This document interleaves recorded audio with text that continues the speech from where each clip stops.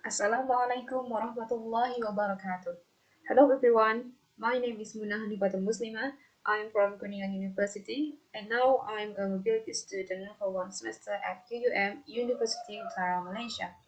In this video, I'm going to explain one of my projects at UUM, which is the mobile programming project.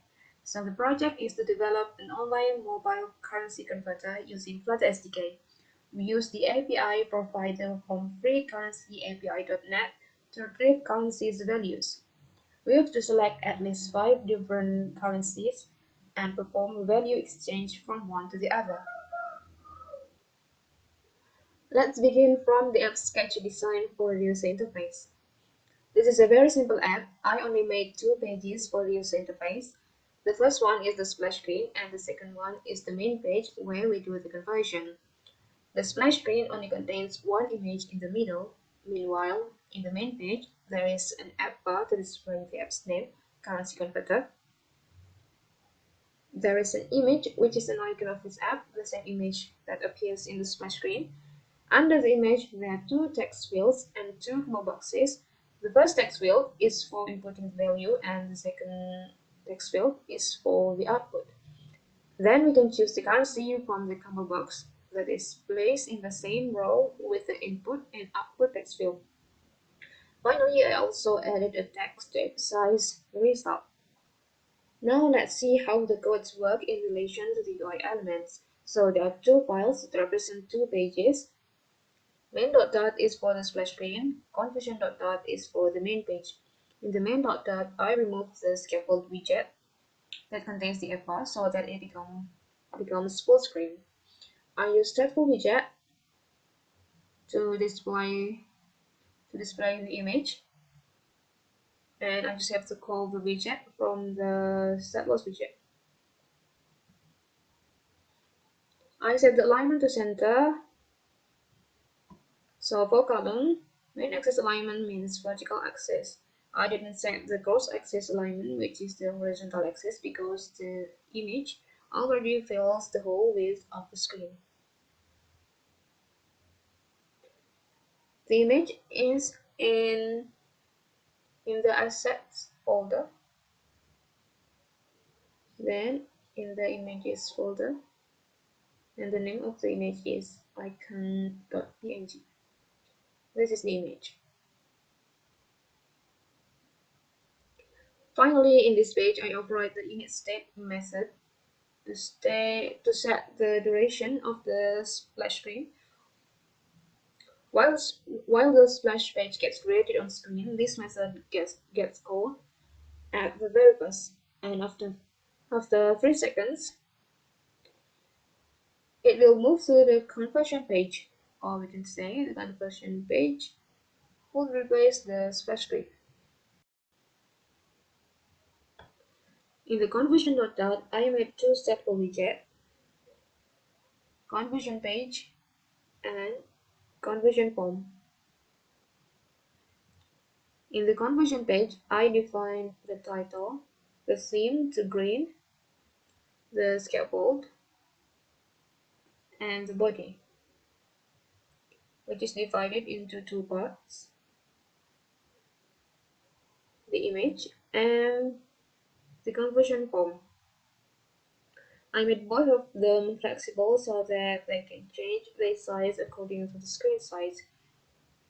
Flex property takes an integer as a parameter. It decides the size of the child widget along the main axis with respect to the other children widget. Okay, now I'm going to explain how the conversion works. In the conversion form, there are 2 rows which contain a text field and a drop-down button. Text field in the first row is where we input the money value. I set the autofocus to true so that when this page appears on the screen, it will automatically focus on the cursor in the first text field. I also set the keyboard type to text input type number with options so that it only shows numeric keyboard. When we enter a new value, the conversion will be updated.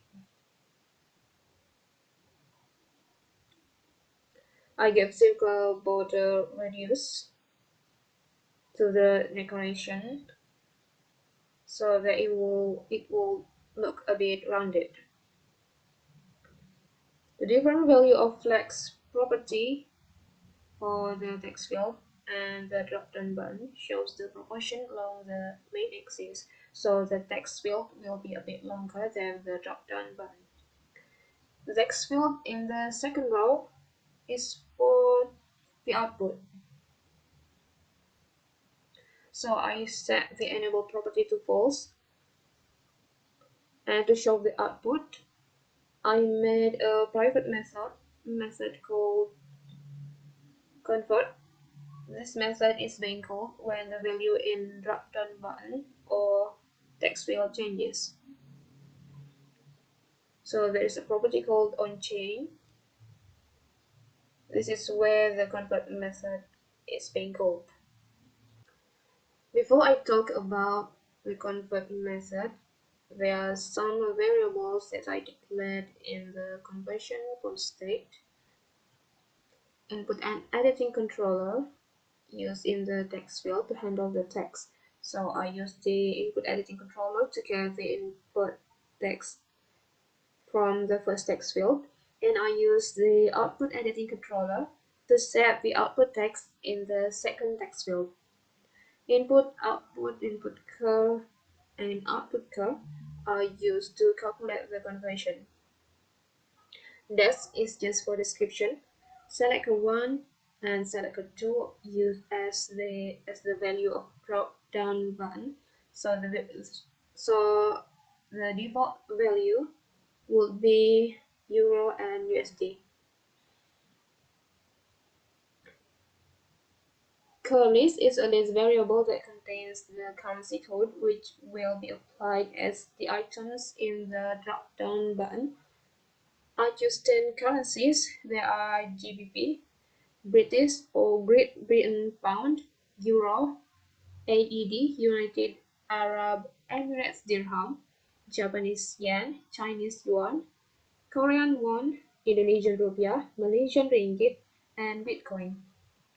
For Bitcoin, I'm not sure whether we can call it a currency or not because the value is very unstable.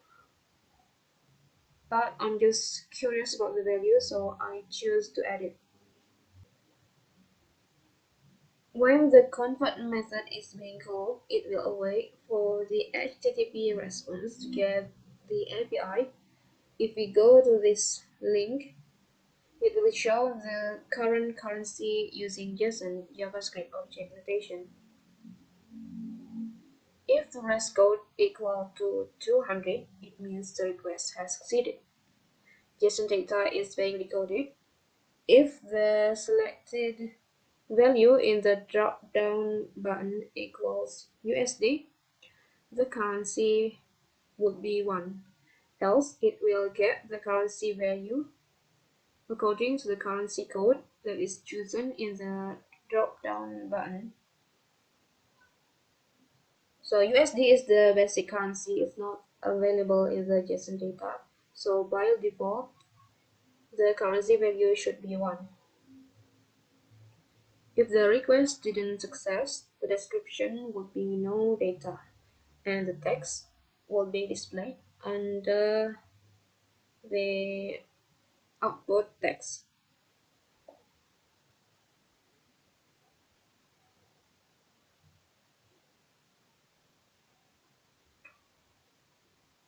Finally, in the input text field,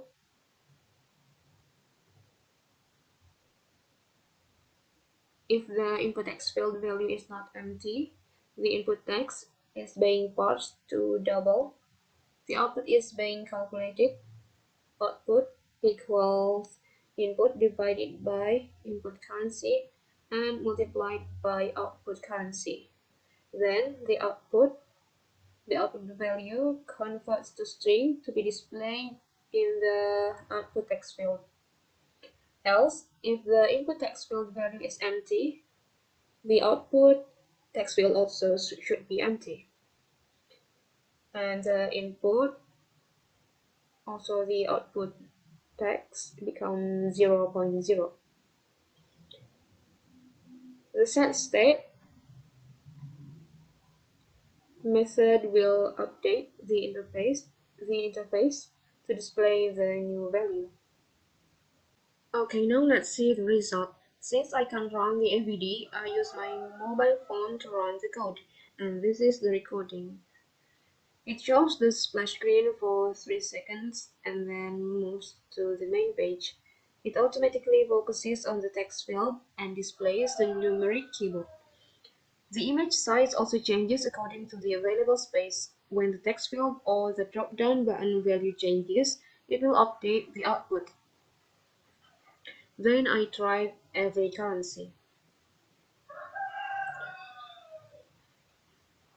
Euro, USD, Malaysian ringgit, dirham, Japanese yen, Chinese yuan, Korean won, and Bitcoin. If I make the input text field empty, the output text field also becomes empty, and the output text becomes 0.0. So that's the explanation about my mobile programming project, which is a currency converter app. Thanks for watching this video. Wassalamualaikum warahmatullahi wabarakatuh.